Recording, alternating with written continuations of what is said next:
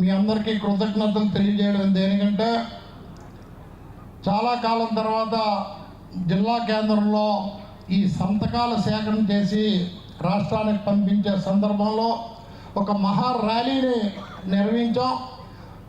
ప్రభుత్వం ఒక్క మాట ఆలోచనలో పడే విధంగా ఆ ర్యాలీ సాగింది అంటే దానికి ముందున్న మీ అందరి కృషి సహకారం అని మీ అందరికీ కృతజ్ఞతలు తెలియజేస్తున్నాం. జిల్లా కేంద్రంలో జరిగింది. ఆ రోజు మాకు అప్పచెప్పిన బాధ్యత మేము తూచా తప్పకుండా చేసాం.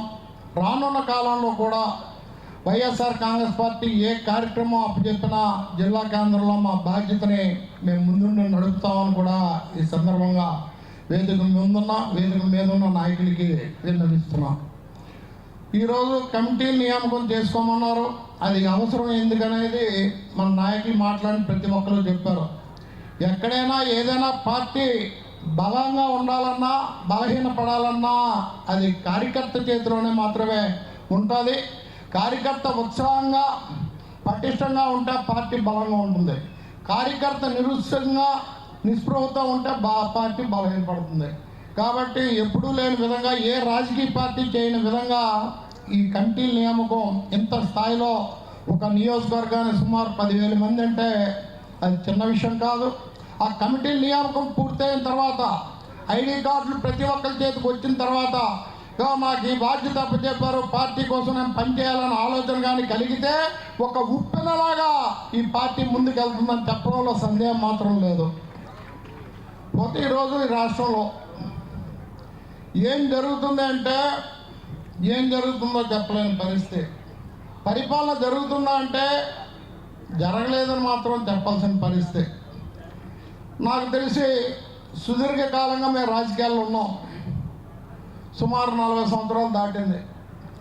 ఎన్నో పార్టీలు అధికారంలోకి వచ్చాయి, ఎన్నో పార్టీలు ప్రతిపక్షంలో ఉన్నాయి.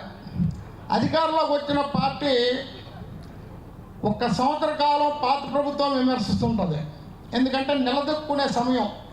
అలానే ప్రతిపక్ష పార్టీ కూడా సంవత్సరం వేచి చూస్తుంది, ప్రభుత్వానికి అవకాశం ఇవ్వాలి, ప్రభుత్వం నిలదొక్కుకోవాలని. 2వ సంవత్సరం పూర్తవుతున్నప్పటికి కూడా ఈ ప్రభుత్వం జగన్మోహన్ రెడ్డి ప్రభుత్వాన్ని విమర్శిస్తుందే తప్ప నేను ఇది చేశానని దమ్ముగా ధైర్యంగా చెప్పుకునే పరిస్థితిలో లేదు. మేము అడుగుతున్నాం, ఏం చెప్తుంటాడు గడి క్రితం ఈ రాష్ట్రాన్ని భ్రష్టు పట్టించారు అంటే మేము అడుగుతున్నాం, ఏ రంగంలో భ్రష్టు పట్టింది ఈ రాష్ట్రం? 2014-19 మీ పరిపాలన, 2019-24 మా పరిపాలన తీసుకోండి. ఏ రంగాన్ని, విద్యా రంగం తీసుకుంటావా, వైద్య రంగం తీసుకుంటావా, వ్యవసాయ రంగం తీసుకుంటావా, వ్యాపార రంగం తీసుకుంటావా, వాణిజ్య రంగం తీసుకుంటా, ఛాలెంజ్ చేసి అడుగుతున్నాం, బహిరంగ చర్చకి రమ్మని అడుగుతున్నాం. చేతకాని ప్రభుత్వం ఆ రోజు రాష్ట్ర ఆర్థిక రాజధాని విశాఖపట్నం చేస్తామంటే విమర్శించిన నువ్వు, నీ అబ్బా కొడుకులు తండ్రి కొడుకులు ఇద్దరు వారానికి 3 రోజులు విశాఖపట్నంలో మకాం చేస్తున్నారా లేదా అని అడుగుతున్నాం.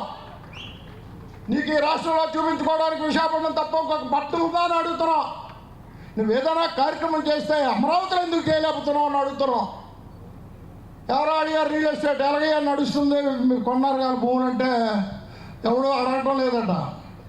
దేనికి అడగటం అంటే అతనే సాక్ష్యం చూపించాడట. పడవలో వెళ్ళి భవనాలు అక్కడెక్కడ సగం ఉండిపోయాన్ని నెట్టడానికి వెళ్ళినప్పుడు ఈయన పడవ వేసుకొని వెళ్ళాడు గవర్నమెంట్ వచ్చిన కొత్తలో. అంటే ఈ అమరావతిలో నిరంతరం నీరు నిల్వ ఉంటుంది, ఎవడు కూడా భవంతులు కట్టుకోవడానికి ముందుకు రారని ఈయనే పరీక్షగా చెప్పాడు మనకి. ఇటువంటి పరిస్థితిలో ఇది అక్కడ శంకుస్థాపన చేశాను, ఇన్ని ఉద్యోగాలు వచ్చిస్తాయి, ఇన్ని వేల పెట్టుబడులు, ఇన్ని లక్షల కోట్లు పెట్టేశారని. ఎక్కడయ్యా 2 సంవత్సరాల్లో 2,000 ఉద్యోగాలు అన్నాను వేసావా చంద్రబాబు నాయుడు అని అడుగుతున్నా.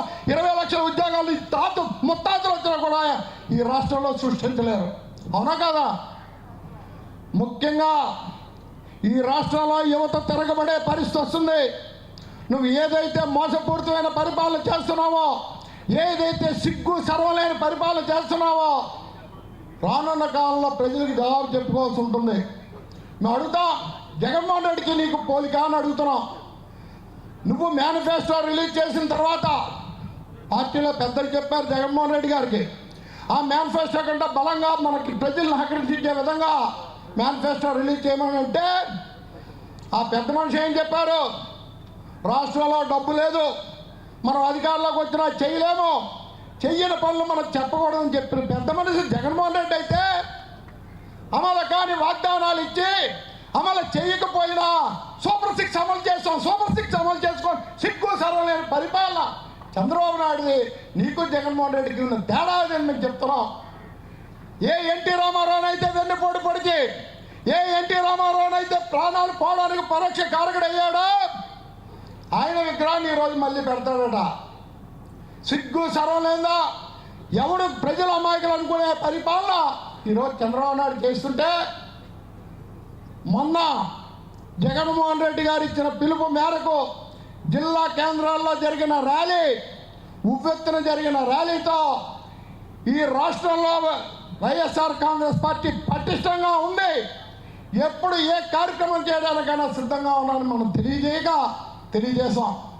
రేపు కమిటీలు వేసిన తర్వాత స్థానిక ఎన్నికలు వస్తే నా మాట్లాడిన సోదరులు చెప్పారు, ఎన్నికలు పెట్టే పరిస్థితి లేదు, కులగణన అంటున్నారు. అది జరగాలంటే సంవత్సర కాలం, మంది 2 విడతలో పెట్టినట్టుంది.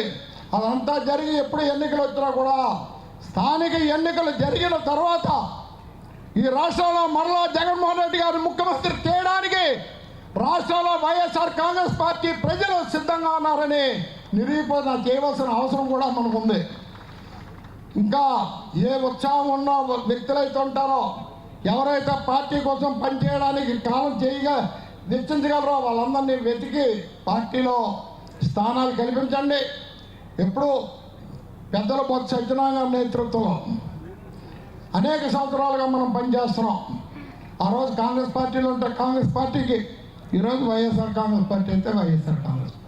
మరి జిల్లా పార్టీ నాయకత్వంలో పెద్దల బొత్స సత్యనారాయణ గారు ఉమ్మడి జిల్లాలు మన్యం కానీ విజయనగరం కలిపి ప్రతి మండలం ఒక సమావేశం పెట్టినట్లయితే మీరు ఊహించిన దానికంట కేడర్లో మరింత ఉత్సాహం పెరుగుతుందని మరి కురసాల కన్నబాబు గారికి తెలియజేసుకుంటూ ఆ కార్యక్రమాన్ని నిర్వహించమని చెబుతూ, ఇందాక మేము చెప్పినట్లుగా ఎన్నికలు 2024లో జరిగిన తర్వాత వచ్చిన రిజల్ట్ మాకు బాధాకరం కనిపించింది. విజయనగరంలో శాసనసభ్యుడిగా నిరంతరం ప్రజల మధ్య ఉంటూ ఈ పట్టణాన్ని అభివృద్ధి పదంలో తీసుకొచ్చి మంచినీటి సమస్యను తీర్చి అనేక కార్యక్రమాలు చేసాం. ప్రభుత్వ అండదండలతో, పెద్దల మంత్రి బొత్స సత్యనారాయణ గారు అండదండలతో. కానీ ప్రజలు మమ్మల్ని ఆదరించలే. మాకు ఈ రాజకీయాలు అవసరమా అనిపించింది. కానీ కొన్నాళ్ళు పోయిన తర్వాత ఒక జగన్మోహన్ రెడ్డి గారు ముఖ్యమంత్రి చేయాలన్న ఆలోచనతో మేము ఆయన ముఖ్యమంత్రి